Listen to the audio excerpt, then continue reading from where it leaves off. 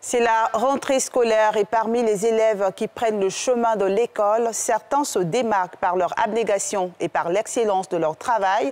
Nadia Ida et Mathieu Mbadé ont suivi le parcours d'anciens récipiendaires des prix nationaux d'excellence, aujourd'hui en cycle supérieur. Grace Emmanuel Amoicon a obtenu son baccalauréat avec brio en 2021 et fait partie depuis toujours des élèves les plus méritants du pays. En 2017, Grace reçoit le prix national d'excellence des écoles militaires. Mais la reconnaissance du mérite de la jeune élève ne se limite pas à cette seule distinction. Tout au long de son parcours, elle glane plusieurs lauriers, dont celui de Miss Mathématiques en 2018. Le couronnement d'un travail acharné pour cette fille initialement prédisposée à la littérature. Les mathématiques, c'est un peu, tu t'intéresses à moi, je m'intéresse à toi. Donc si tu portes de l'intérêt à cette discipline, tu fais des exercices et tout, ça va aller. Les Anglais me le disent, practice makes perfect. C'est-à-dire, c'est en forgeant qu'on devient forgeron. Cet amour pour les mathématiques, c'est venu naturellement. Mais au passage, je vous dis, elle est beaucoup plus forte en littérature même qu'en mathématiques. Grace est une fierté pour ses parents qui ne tarissent pas d'éloges à son égard.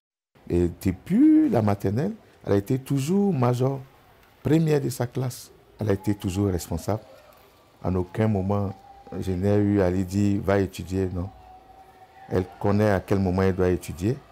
Et déjà même au primaire, quand vous regardez au niveau de la bibliothèque, tous mes livres, elle les lisait. Tout comme elle, Joël fait aussi honneur à ses parents. Élève brillant, il reçoit en 2013 le prix national d'excellence du CEPE, puis en 2017 pour le BEPC. Pour lui aussi, le secret de la réussite reste l'assiduité. C'est de toujours travailler, étudier. Voilà.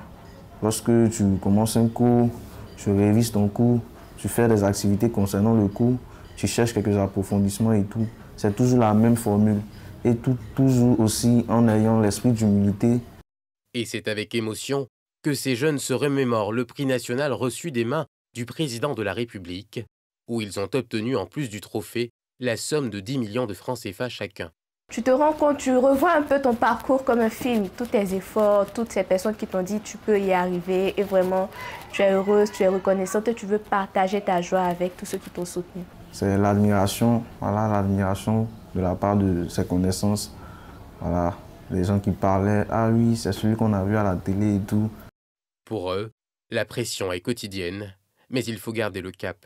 Pour arriver au sommet, ce n'est pas vraiment chose difficile, mais c'est de rester au sommet qui est vraiment quelque chose qui n'est pas aisé. Donc je crois que cette pression-là existe bel et bien, de toujours vouloir se garder au même niveau pour ne pas décevoir les attentes des autres. Jour et nuit, ils travaillent d'arrache-pied pour y arriver.